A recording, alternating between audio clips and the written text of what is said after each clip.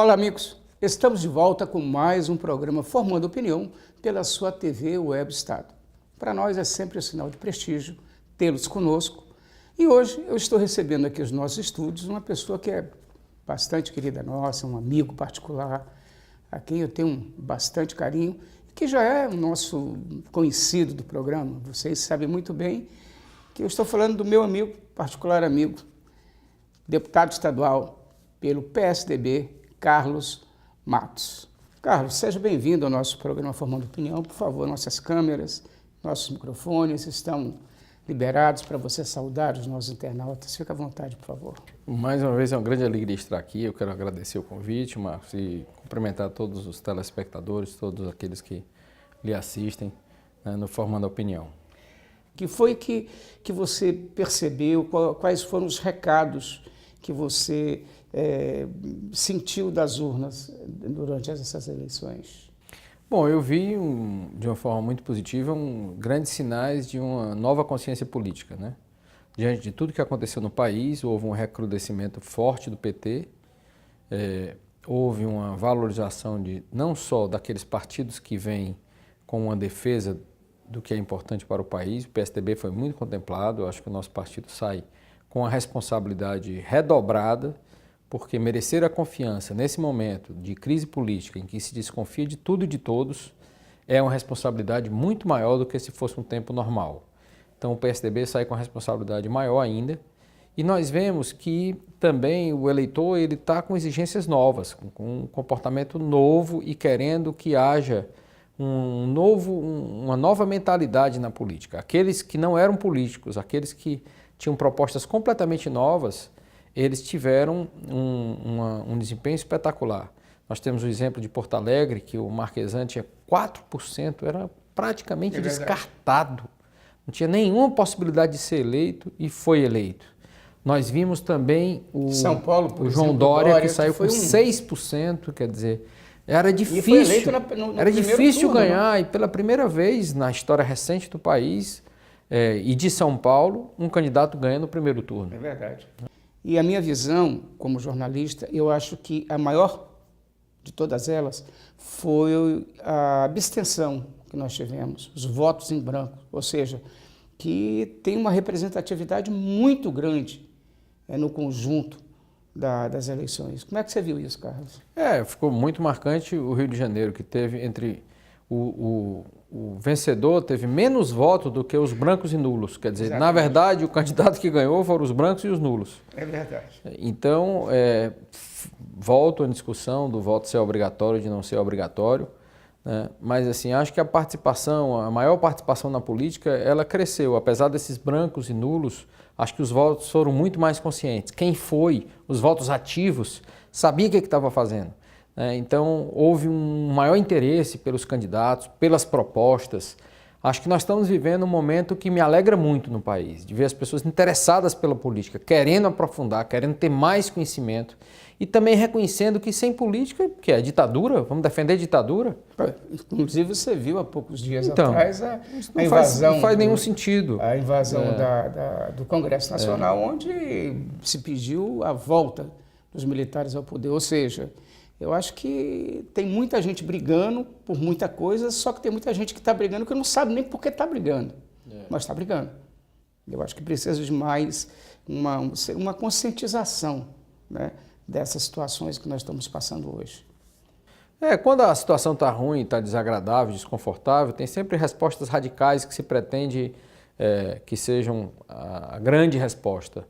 Mas eu não acredito numa resposta ideológica, nem de direita, nem de esquerda.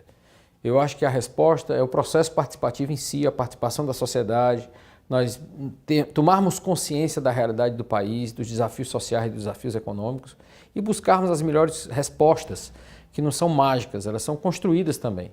É preciso despertar o querer. As pessoas têm que querer um país diferente, querer um estado diferente e a partir daí partir para a luta.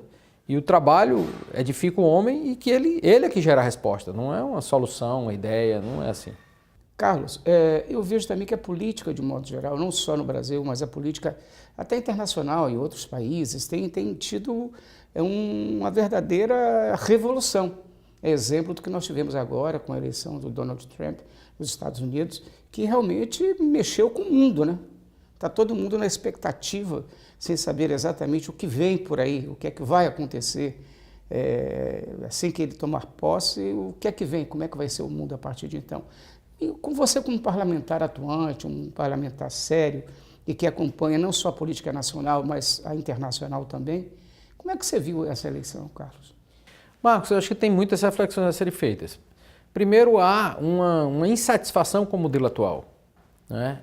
As respostas, o que se espera do papel do Estado, das relações internacionais, há uma insatisfação crescente.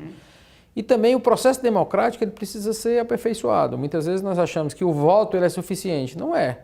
Então, quando uma pessoa... Imaginemos que o Trump não seja quem ele está aparentando que ele aparentou, se faz todo tipo de caricatura dele. É um maluco que não sabe o que vai fazer e, por outro lado, é um ousado empreendedor que vai fazer diferente do que se fez até aqui e resolver os grandes problemas que estão sendo considerados como insolúveis e crônicos. Até porque então se aposta numa resposta nova. Até porque ele disse que não é político, né? Ele está entrando na política. Há uma demanda da sociedade pelo não político, mas veja que ele candidato pelo Partido Republicano, ele tem que passar por várias instâncias para chegar onde ele chegou.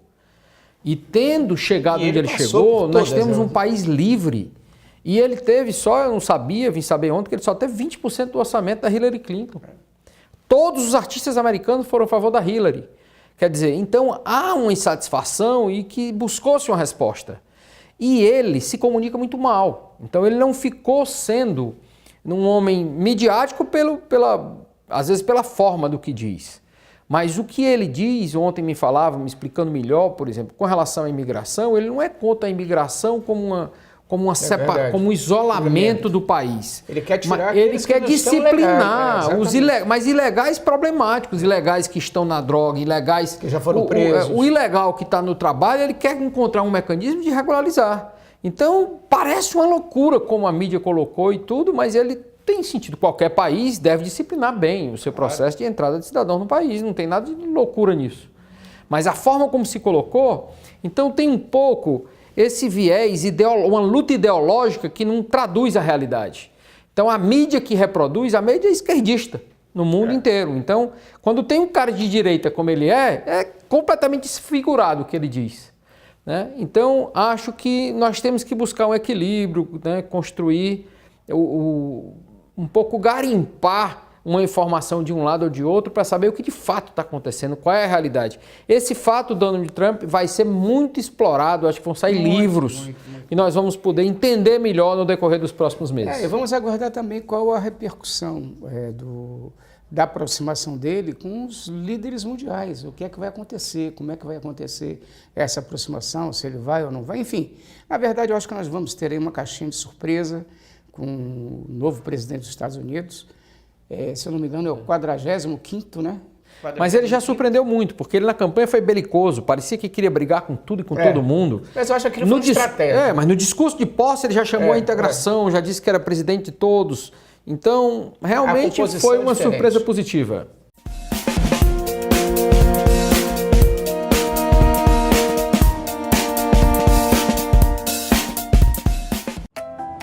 Será que a gente encontra uma pizza de pepperoni uma hora dessa? O Julinho vai ficar super triste se você não comprar aquele videogame. Pai, quero fazer capoeira, judô, karatê. Guia o Estado. Com ele você encontra tudo o que precisa todos os dias da semana e a qualquer hora, com facilidade e rapidez. Acesse o site do Guia o Estado ou baixe o aplicativo e tenha a cidade na palma da mão.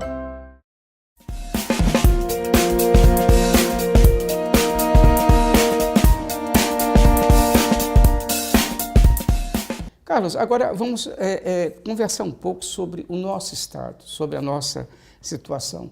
Como é que você viu as eleições aqui em Fortaleza para prefeito? Eu acho que foi uma demonstração de força da sociedade, porque uma candidatura, quando ela nasce com apoio do governo do estado, com apoio da máquina da prefeitura, ela já nasce com uma vantagem avassaladora. É verdade. Né? Quando nós vemos um nome como o Capitão Wagner, um jovem que nunca disputou nenhum cargo majoritário, ganhar a expressão que ganhou, né, mostra que realmente a sociedade está com uma força muito grande, ela tem um motor próprio para construir o seu futuro que anima, de que não são mais as máquinas, não é a troca de cargos, não é o fisiologismo político, né, não é a promessa vazia que ganha de qualquer forma. É necessário que surjam novas lideranças e Fortaleza mostrou que quer novas lideranças. Você arriscaria dizer que o Wagner, o capitão Wagner, surgiu agora com uma nova liderança? Não tenho dúvida, né? Um jovem da idade que ele tem, com 580 mil votos do fortalezense, indo para o segundo turno com 47% dos votos, surge uma nova liderança e aumenta a responsabilidade dele, né? Sem dúvida. Todo político que recebe uma votação com essa expressão, eu acho que o grau de maturidade dele cresce imensamente porque ele sabe que há uma confiança muito grande na pessoa dele. Eu queria que você me fizesse um pequeno balanço dessa sua experiência já de 2 anos, desse segundo período já legislando. Como é que foi para você? Bom, foi muito bom. Eu acho que eu estou muito feliz de poder participar, de poder contribuir, de participar das discussões. O processo legislativo é um processo amplo, com muitos assuntos, com muitas discussões, mas a capacidade de mobilizar a sociedade, de fazer pressão sobre alguns assuntos, alguns absurdos que muitas vezes chegam à casa e que nós podemos contribuir para evitar que eles passem, por exemplo, a ideologia de gênero foi uma questão dessa. Nós tínhamos o plano estadual de educação comprometido por 10 anos, tirando a liberdade e a responsabilidade dos pais de educar os filhos para a sexualidade. Essa não é uma questão da escola, não é dos professores. Então, isso é apoiado pelo próprio governo do estado, pela prefeitura, por todos. Nós conseguimos vencer com 10-9. Foi um trabalho fantástico e que eu diria que eu já fiquei feliz pelo mandato inteiro por essa vitória. Mas também abraçamos novas causas, as energias alternativas, nós fizemos um bom trabalho sobre isso, provocamos os bancos. Isso fez surgir uma linha de crédito nova, o FNS Sol, pelo Banco do Nordeste, pelas provocações que fizemos. Participamos e criamos a Frente Parlamentar contra a Zika, né, contra a Aedes aegypti, e aí essa Frente Parlamentar tem tido uma atuação muito grande. Reunimos vários municípios, propusemos, encaminhamos assuntos muito concretos, muito objetivos. O mais importante deles é de que a Secretaria vinha preconizando 6 visitas por ano nas casas. Isso não resolve o problema, reunimos grandes especialistas para discutir o assunto e estamos recomendando 10 visitas por ano. Somos hoje presidente da Frente Parlamentar de Acompanhamento das Obras do São Francisco, temos acompanhado intensamente, inclusive nesses dias, a questão da seca. Fazendo parênteses aqui, Carlos, sobre a questão do acompanhamento da transposição, como na verdade está, você que está acompanhando de perto, você que tem visto e tem detalhes que nós não temos, que o nosso internauta não tem, como verdadeiramente está acontecendo isso? Por quê? Essa é a pergunta. Porque nós estamos aí, segundo as últimas previsões, que nós não sabemos ainda se são essas previsões que vão prevalecer, mas tudo indica que nós teremos aí mais um ano de seca. Aí eu te pergunto, será que o Estado está preparado para enfrentar mais esse ano de seca? Não está, sem dúvida não está. E essa é a questão que nós estamos discutindo, quer dizer, se nós trabalharmos com o cronograma em tudo dando certo, nós vamos ter em novembro de 2017 a água chegando no Castanhão. Até lá, se não chover, colapso absoluto.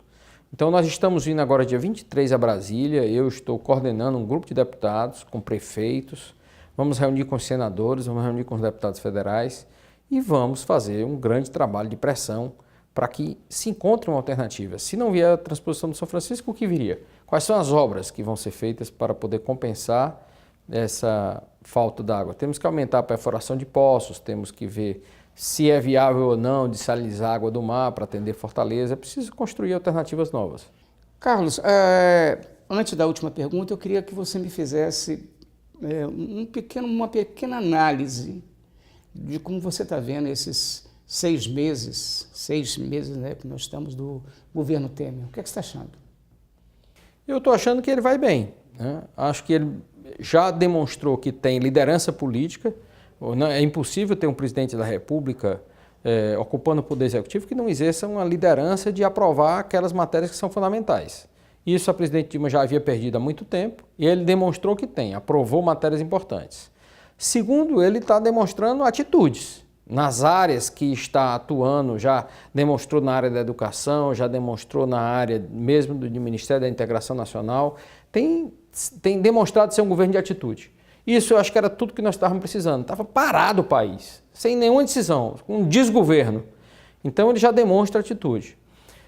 E agora eu acho que nós temos que dar um voto de confiança de que ele possa conduzir a liderança para as grandes reformas. A reforma política, a reforma previdenciária, né, a reforma fiscal. É preciso que o país que nos últimos 13 anos ficou aí desgovernado e sem fazer as mudanças essenciais para nós darmos um novo salto, que o governo Temer possa fazer isso. Se ele fizer, eu acho que cumpriu plenamente a sua missão e foi um gol de placa para o país e ele conseguiu entrar para a história política brasileira.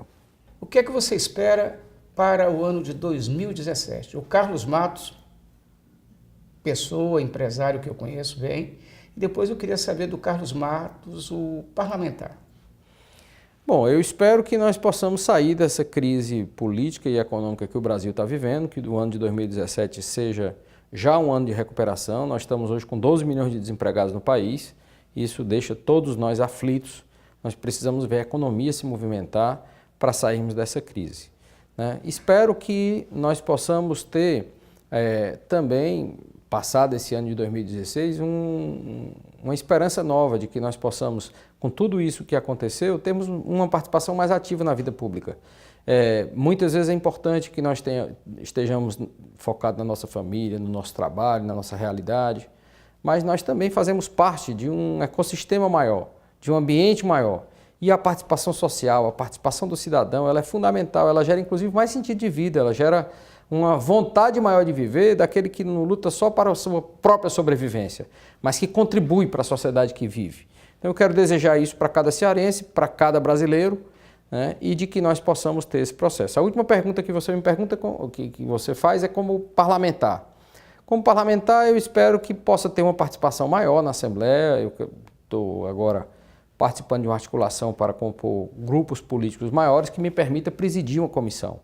Em presidindo uma comissão, eu quero fazer um trabalho consistente, que possa gerar um impacto para a sociedade. Já tem em mente corresponder. Qual seria essa comissão? O meu pleito é que seja a Comissão de Saúde. Se conseguir, né, saúde é um grande desafio. Acho que nós temos hoje o governo com uma parte... É um desafio nacional, né? É um desafio nacional, local e nacional, e não é só pela questão do papel do governo, é porque ele vai se tornando um problema mais grave na medida que nós temos uma mudança demográfica em que há um envelhecimento da população e que, obviamente, que adoece mais.